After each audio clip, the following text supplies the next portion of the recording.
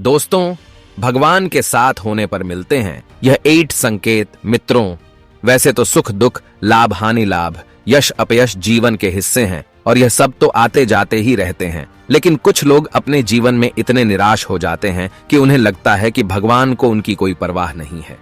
कुछ लोग यह सोचने लगते हैं कि भगवान है भी या नहीं। लेकिन हम आपको इस वीडियो के माध्यम से बताने जा रहे हैं 8 ऐसे संकेत जिनके बारे में हमारे शास्त्रों में बताया गया है। और ऐसे संकेतों का मिलना इस बात का साक्षी है कि भगवान आपसे प्रेम करते हैं। दरअसल भगवान अपना प्रेम सभी को अलग अलग रूपों में दिखाते हैं। भागवत में वर्णन आता है कि पांडवों की माता कुंती भगवान से विपत्ति मांगती हैं।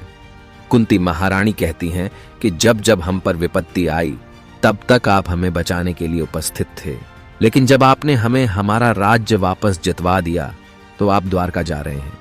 इससे अच्छा तो विपत्ति ही हमें दीजिए ताकि आपका साथ हमें प्राप्त होता रहे।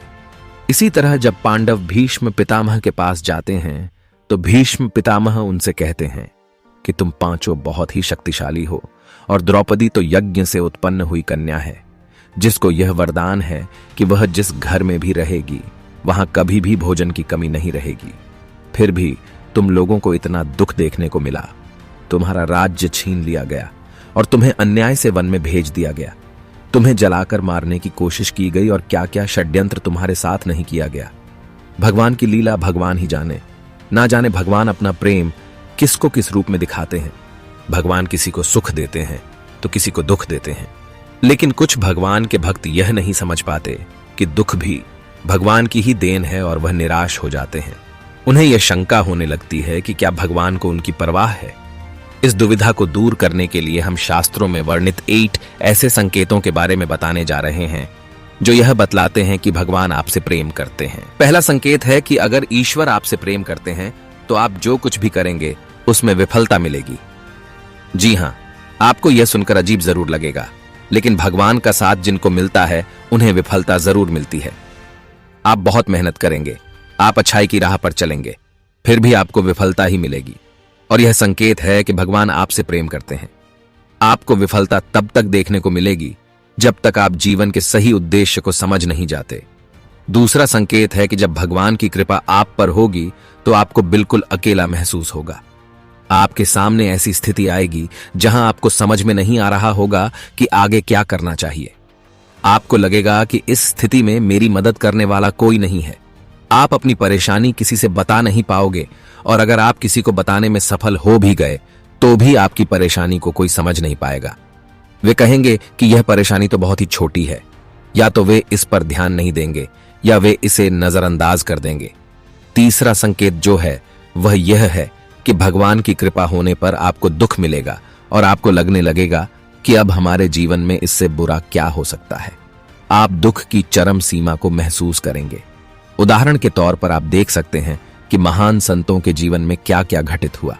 जब आपके जीवन में बड़े बड़े दुख आने लगेंगे तो आपके मन में वैराग्य उत्पन्न हो जाएगा और आपका मन भौतिक सुखों से आगे बढ़कर भगवान को जानने के प्रयास में लग जाएगा। मनुष्य को इस समय हताश नहीं होना चाहिए, क्योंकि यह दुख ही उनके मन में ईश्वर के प्रति प्रेम विकसित करने में सहायक होगा। यह उन्हें इस बात का एहसास कराएगा कि यह संसार दुखालय है और भगवान को प्राप्त करने में ही सार है। चौथा संकेत है कि भगवान की कृपा होने पर आपकी सारी उम्मीदें टूट जाएंगी और ऐसा होने पर आपके अंदर एक नई ही खोज शुरू होगी। ऐसी खोज जिसमें आप अपनी कमियों को जानेंगे और अपनी विफलता का कारण ढूंढ लेंगे। आप खुद से सवाल करना शुरू कर देंगे और यही सवाल आपको अपने आप से जुड़ने में मदद करेंगे। यह जुड़ाव ही आपके जीवन में एक नया बदलाव लाता है। पांचवा संकेत है कि भगवान अगर आपके साथ हैं तो आपके चरित्र में बदलाव होने लगता है।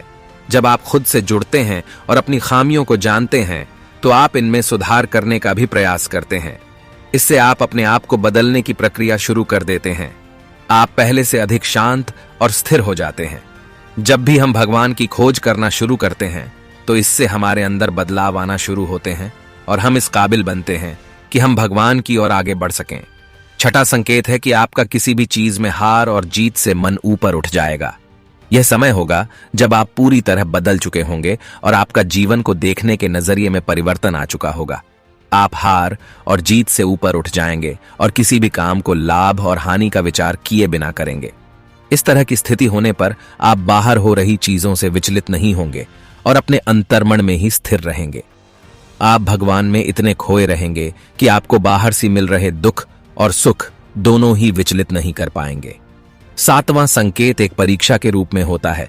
जब आप भगवान की भक्ति में संलग्न हो जाते हैं तो आपके जीवन में एक ऐसी स्थिति आती है जिसमें हर चीज आपको सहज ही प्राप्त होने लगती है।